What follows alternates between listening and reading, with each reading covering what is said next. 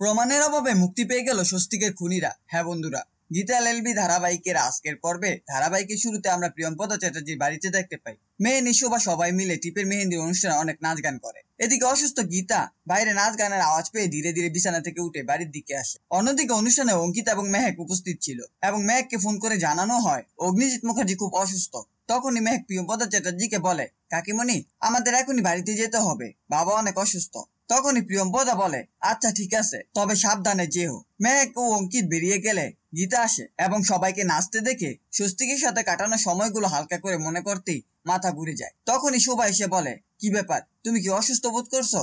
এরপর শোভা গীতাকে নিয়ে ঘরে নিয়ে যায়। পরের পার্টে আমরা পুলিশ স্টেশনে দেখতে পাই বড়বাবু কাউকে একটা ফোন করে বলে, আমার সামনে কোনো ক্রিমিনাল ছাড় পেতে পারে না, তুমি নিয়ে এসো, তারপর আমি দেখছি। তখনই অন্যদিকে একটি পুলিশ অফিসার এসে বলে, স্যার আপনার সাথে একটা অ্যাডভোকেট দেখা করতে চায়। এরপর বড়বাবু বলে, আচ্ছা ঠিক আছে, তুমি ভেতরে পাঠিয়ে দাও।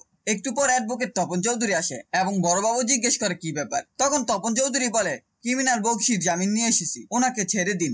বড়বাবু বলে, আপনি এসব কি বলছেন? ও একটা দাগি ক্রিমিনাল, ও স্বস্তিক মুখার্জিকে শুট করে গঙ্গার জলে ভাসিয়ে দিয়েছে, কালকে ওকে কোর্টে তোলা হবে, আর আপনি এখন এসেছেন ওর জামিন নিয়ে? কিন্তু কে আপনাকে পাঠিয়েছে এখানে? অ্যাডভোকেট তপন চৌধুরী কোনো কথার উত্তর না দিয়েই শুধু বলেই চলেছে, এটা তার জামিনের ফাইল, আপনি ওনাকে ছেড়ে দিন। কে আমাকে পাঠিয়েছে সেটা জেনে আপনার লাভ নেই। পরবর্তী সিনে আমরা দেখতে পাই বংশী মদের গ্লাস মাথায় নিয়ে মনের আনন্দে নাচানাচি করছে। ঠিক তখনই গাড়ি থেকে নেমে এক ভদ্রলোক এসে বংশীকে শুট করে মেরে দেয়। পরের পার্টে আমরা মুখার্জি বাড়িতে দেখতে পাই বড়বাবু মুখার্জি বাড়িতে গিয়ে অগ্নিজিৎ মুখার্জিকে বলে, যারা স্বস্তিক বাবুকে মেরেছে তাদের মধ্যে একজন বক্সির বেল হয়ে গেছে, কিন্তু তার জামিন কে করলো কিছু অ্যাডভোকেট আমাকে বললো না। আবার কিছুক্ষণ পর শুনলাম বংশীর নাকি খুন করা হয়েছে, কিন্তু কে করেছে সেটার তদন্ত এখন অবধি চলছে। তখন অগ্নিজিৎ মুখার্জি বলে, দুইজনের মধ্যে একজনকে কেন জামিন করলো, আর কোন অ্যাডভোকেট জামিন করলো, অ্যাডভোকেটের নাম কি? এরপর বড়বাবু বলে, আমি অনেকভাবে চেষ্টা করেছি কিন্তু মুখ খোলাতে পারিনি ওনাকে কে পাঠিয়েছে। এদিকে রাকা বলে, এই সবকিছু কাবিয়া করেনি তো? তখন পদ্ম বলে, হ্যাঁ এটা কাব্য দিদিমণির কাজ, মেয়েটা পাগল হয়ে গেছে, উন্মাদ হয়ে গেছে। আমি আপনাদের পই পই করে বারণ করেছিলাম কাবিয়া দিদিমণিকে এই বাড়িতে না আসতে দিতে, আমার কথা শুনলে আজকে এই দিনটা দেখতে হতো না। অন্যদিকে পলয় বলে, তাহলে কাবিয়া কেন গীতাকে মারলো? এদিকে স্বস্তিক নিখোঁজ, অন্যদিকে বাড়ির বউ সেও নিখোঁজ, মানে বাড়িতে কি হচ্ছে কিছুই তো বুঝতে পারছি না। একটু পর অগ্নিজিৎ মুখার্জি তপন চৌধুরী সম্পর্কে জানতে দিয়াকে ফোন করে বলে, অ্যাডভোকেট তপন চৌধুরী কে? আমি তার সাথে কথা বলতে চাই, তুমি তাকে খুঁজে বের করো। একটু মোড় ঘুরিয়ে আমরা প্রিয়ম্পদার বাড়িতে দেখতে পাই অসুস্থ গীতাকে খুঁজে না পেয়ে প্রিয়ম্পদা চ্যাটার্জি সবাইকে ডেকে বলে, মেয়েটা কোথায় গেল? তোমরা কি কেউ দেখেছো ওকে? খুঁজে পাওয়া যাচ্ছে না, মেয়েটা এখনো অনেক অসুস্থ, কোথায় যে গেল? আমি সব ঘর খুঁজে দেখলাম কিন্তু কোথাও পেলাম না। সেখানে একটু পর টিপে সে বলে, কখনো নিজের মেয়েকে এমন ভাবে খুঁজেছো? নিজের মেয়ের কথা একবারও ভেবে দেখেছো?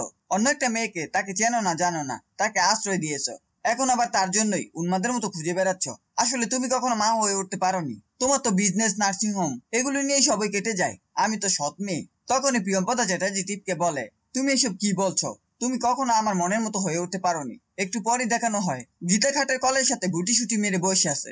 তখন প্রিয়ম্পদা চ্যাটার্জি এসে বলে, আমি তোমাকে সারা বাড়ি খুঁজে বেড়াচ্ছি আর তুমি এখানে বসে আছো, তুমি কোথায় গিয়েছিলে? তুমি জানো না তোমাকে আমি সারা বাড়ি খুঁজে বেড়াচ্ছি? তুমি না বলে কোথায় গিয়েছিলে? এদিকে গীতা কিছু না বলে শুধু কান্না করে। তখন প্রিয়ম্পদা বলে, কান্না করো না, রাত পেরুলেই আমার মেয়ে টিপের বিয়ে, কোথাও না গিয়ে আমাকে টেনশন না দিয়ে আমার হাতে হাত লাগিয়ে একটু কাজ করে দিও। এটা বলে প্রিয়ম্পদা চ্যাটার্জি ঘর থেকে বেরিয়ে যায়। এই ছিল গীতা এলএলবি ধারাবাহিকের আজকের আপডেট। ভিডিওটি ভালো লাগলে চ্যানেলটিকে সাবস্ক্রাইব করে পাশে থাকা বেল আইকনটি অন এবং আপনাদের মূল্যবান কমেন্ট করতে ভুলবেন না।